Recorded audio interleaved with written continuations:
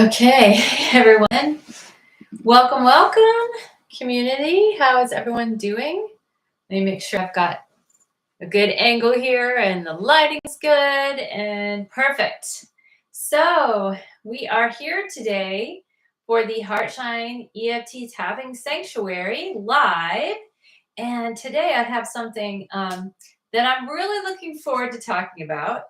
And what we're going to do before we jump into our quick heart coherence, I'll just tell you that what we're going to do today is we're going to tap on what comes up for you around one of the Bill of Rights that comes with the Heartshine EFT method. And these are some Bill of Rights that I've adopted and are putting out there as something that's going to help you heal from narcissistic abuse, and then in the future navigate and have and cultivate and nurture healthy relationships with yourself and with others. So I think of them as your Bill of Rights for healing. And so what we're going to do is I picked one because there's actually six, and we won't go into all six of them, and I'll probably add more later. But the one that I want to talk about today is this, and I'm just going to go ahead and read it. I want to make sure I read it correctly. So it's that you have the right to expect others to earn your trust over time before you give them the benefit of the doubt. That is the actual right. So what I'm going to suggest that you do is that you just kind of let that soak in for a second. And let me say it again, okay? Let me just say it one more time. You have the right to expect others to earn your trust over time before giving them the benefit of the doubt. Okay. that's kind of different. It is kind of new, right?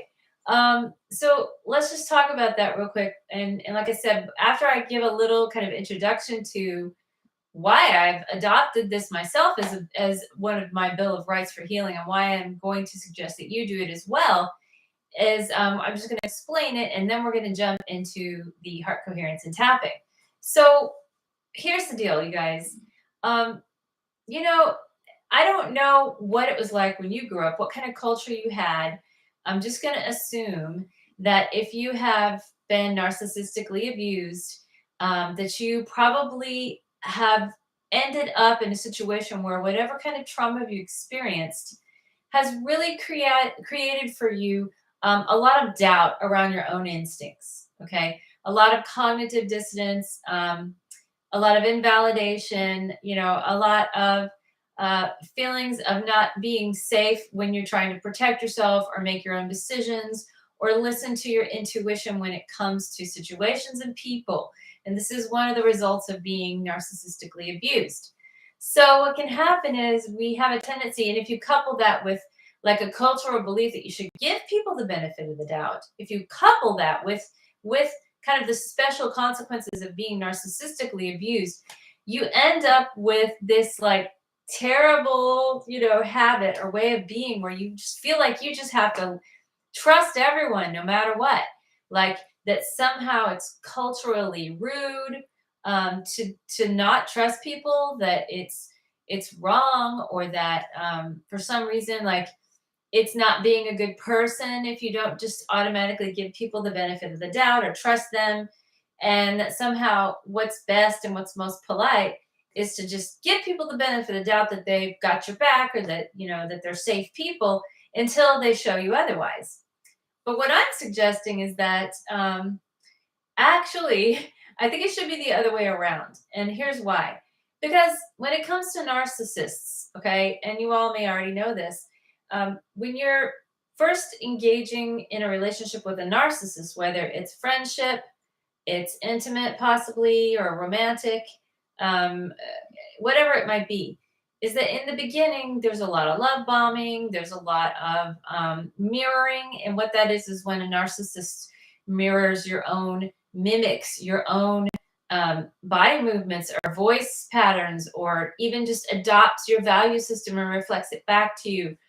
Also, just this sort of talent for knowing exactly what you need to hear in order to think this person is really the best since sliced bread, or that this person has exactly what it is that you're missing and you need in your life. All those things that show up in the very beginning of engaging with a narcissist are going to be the kinds of things that, you're going to need to, over time, you're going to need to wait for that to change. Meaning, a narcissist will eventually show themselves as a narcissist. Eventually, that type of behavior will show itself to be false. So it can take some time. It sometimes could take months. I mean, it just depends on the person. So what I'm saying is that, yeah, okay, for people maybe who haven't experienced narcissistic abuse, perhaps it's not as emotionally dangerous for them to maybe sometimes give people the benefit of the doubt and maybe just be more trusting. I don't know. I'm not going to speak to that. But what I'm going to speak to is for people who have been narcissistically abused, it's vital that you adopt this as a right, because it's so important that you learn to meet your own needs and that you start to trust yourself by setting yourself up for success in the future, in that you're not going to get into another relationship with a narcissist, right? You're going to stay in an emotionally safe space. You're not going to let someone in to your space until they've proven over time that they are emotionally safe. Meaning, if they're showing up consistently in your life as the same person over and over, no matter what's happening, whether it's, things aren't going well for you or things are going well for you, circumstances change. Maybe you set a boundary with this person. Maybe you tell them no. Maybe something doesn't quite go right. And this person's still showing up consistently as an emotionally safe person. Eventually, you're going to be able to say, okay, now I feel comfortable and I trust this person. And now maybe we can go deeper, whatever level it is. Maybe now I'll be more vulnerable with this person, or maybe now I'll trust them more to perhaps do something like, pet sit. Or I'm just thinking about, like, what if it's a neighbor? What if you've got a neighbor and this person seems really nice, and you over time have developed a good, friendly, neighborly relationship with them, and then one day you need a favor that would make you vulnerable. You want them to watch your dog or come into your house, do some house sitting or checking on things in your home. Well, I don't know about you guys, but I gotta say, I would not want a narcissist coming into my home while I wasn't there, because you can't trust narcissists, and I don't know exactly what they would do, but I do know that you can't trust them because they're out for themselves.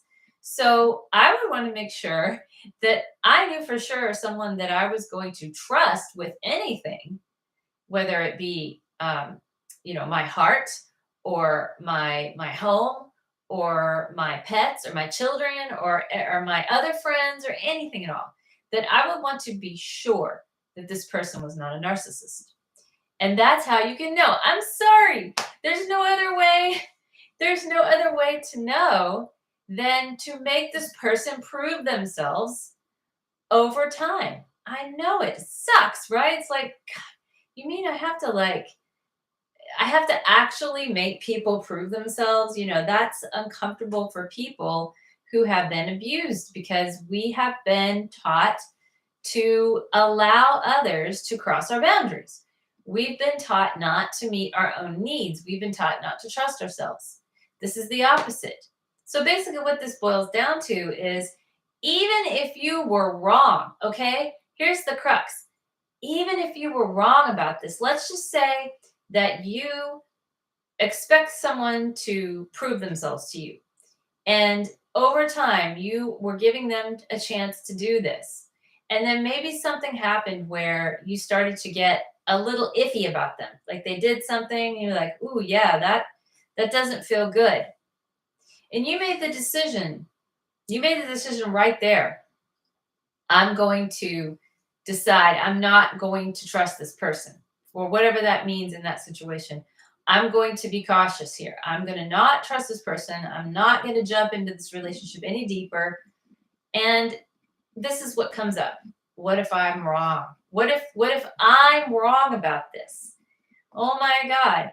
that can be so triggering, right? That can be so triggering because so many of us have been gaslighted or gaslit. I don't know which is better. Gaslit, for so many years, meaning, we were told, you don't know what you're talking about. I didn't say that. I didn't do that to you. I don't know what you're talking, we've been told that we're wrong for so long that we are terrified of being wrong. Okay. But what I'm saying to you is that it's okay to be wrong.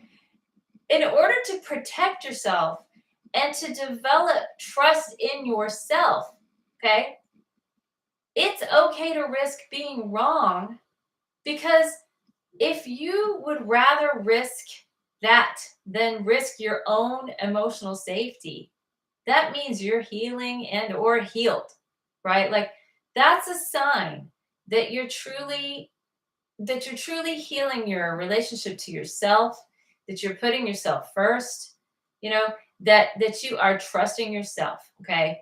So being willing to take the risk that you could be wrong about someone and just setting your boundary without even ever knowing if you were wrong.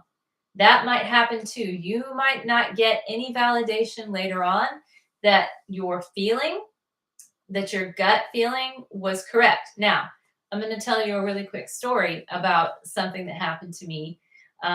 This exact scenario, okay, you guys, and kid you not that long ago, I had this scenario where, I got a gut feeling about something, and I decided not to move forward in a relationship. And I'm not going to give you details because it doesn't matter. But basically, it was just that I made this decision on just one instance, and it just seemed so small or so casual. But I had a feeling in my gut that I'd had so many times before in the past, and every time I had that feeling, and it was literally a physical feeling, like in my gut, like in my stomach. Every time I had that feeling in the past, it always turned out to be right. It was always a warning sign. And it always turned out to be that the person who I had the feeling about was a narcissist. And I was like, so I decided, I was like, I'm going to trust myself. I'm going to listen to this feeling. I'm just going to go ahead and decide.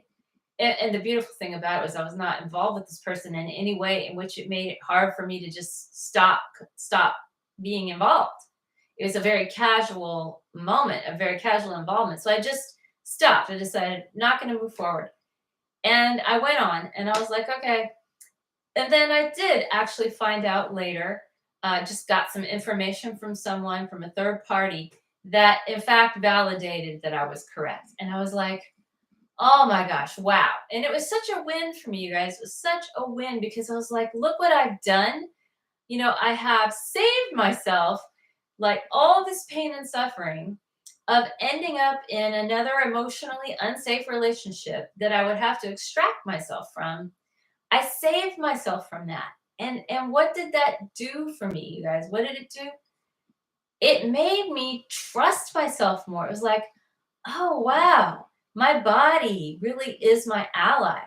My body is my friend and my ally, and it has my back. It has my back. It told me, because it could read energy fields. It can read energy fields, and it can receive information from other people's energy fields that we can't process intellectually.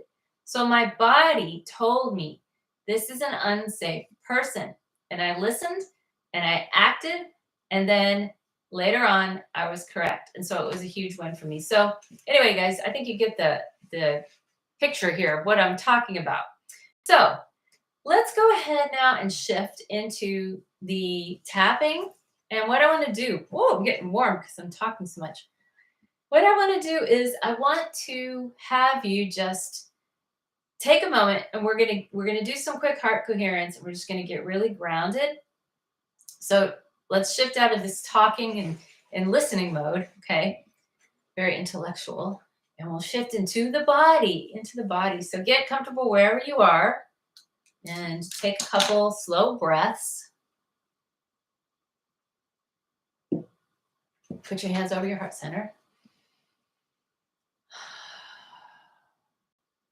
Very good. And in through the nose. Out through the nose or mouth, tuning into yourself.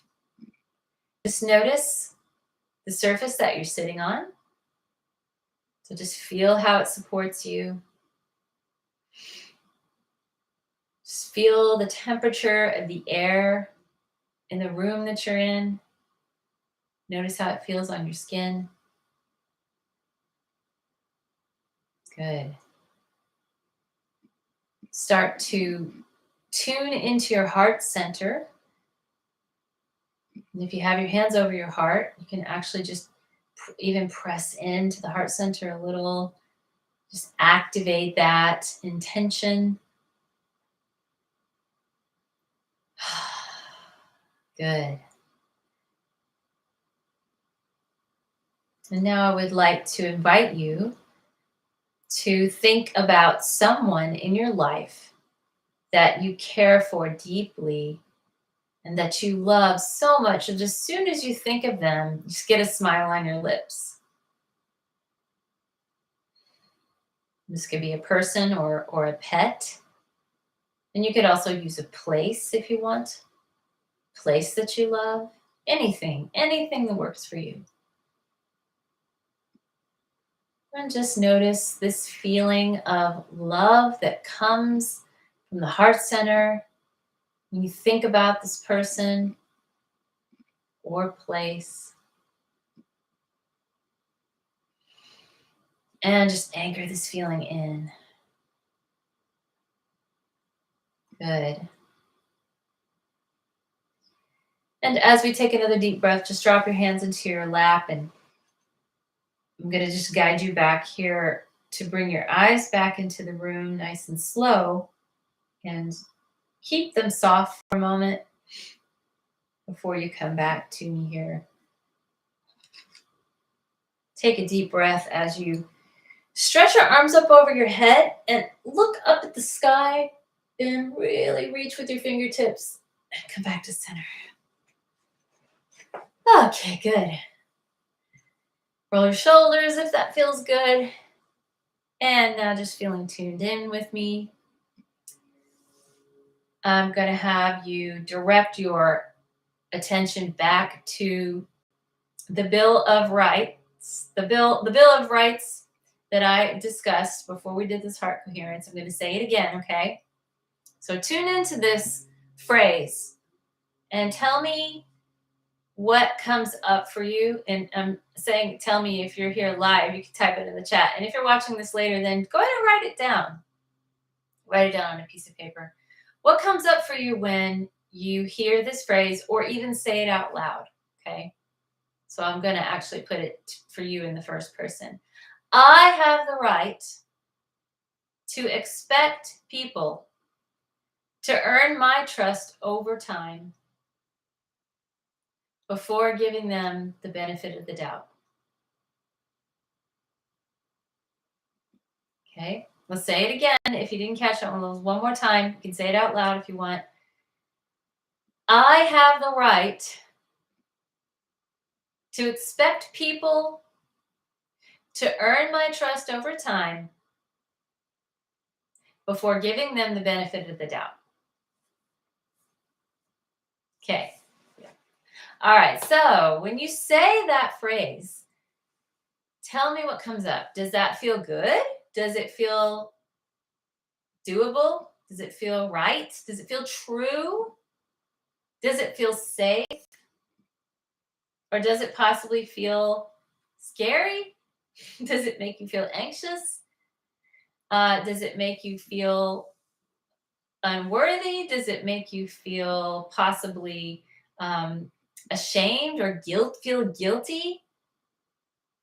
What comes up for you? Do you get something in your mind that comes up like, yeah, but, okay, yeah, but, if I do that, then people are going to think I'm a jerk.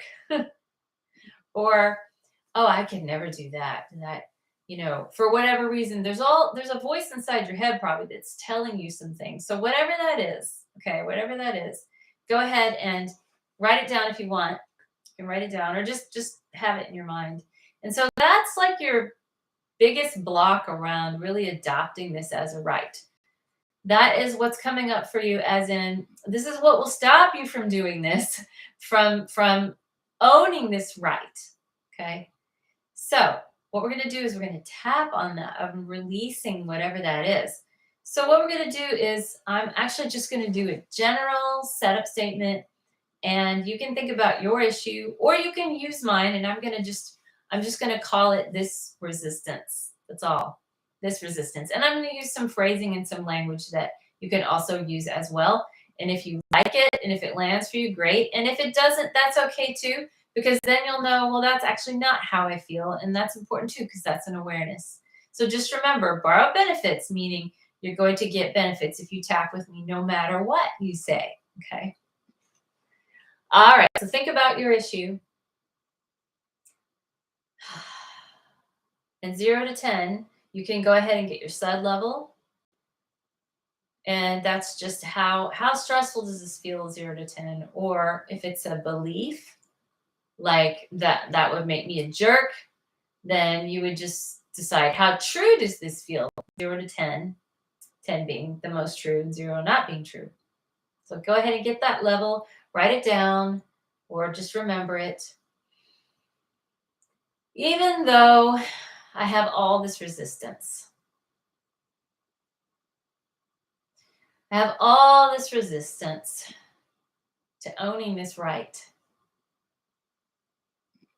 to make people earn my trust over time. Well,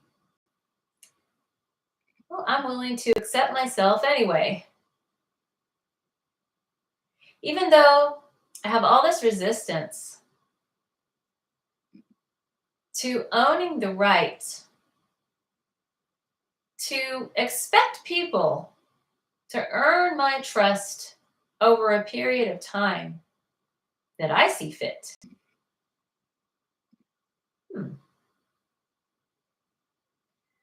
Well, I'm willing to hold myself in compassion around that. And even though I have all this resistance around owning this right, the right to expect people to earn my trust over a period of time that I determine, I'm willing to possibly forgive myself for protecting myself, for wanting to be safe from emotionally unsafe people. Okay, let's just tap on that. And I'm going to use the phrase, this resistance, and you can use your own phrase if you want, if you've got one. Top of the head, this resistance. This resistance. This resistance. This resistance. This resistance. This resistance. Going to the collarbones. This resistance. Go under the arms now. This resistance. And let's go to the side of the hand. This resistance. Now we're going to add in some phrases. So just go ahead and use my phrases if you like. And you can change them if you want. This resistance I have to owning this right. This right to expect others to earn my trust over a period of time. Over a period of time that I determine until I feel safe. I don't know if I can do that. I don't know if I can do that. That doesn't feel right. That's not how I've done it before. That doesn't feel safe. I don't think I can do that. Even though part of me wants to, because Actually, in the past, I have found out that people I thought I could trust, I couldn't trust. I've given people the benefit of the doubt a lot in the past. And I've been burned.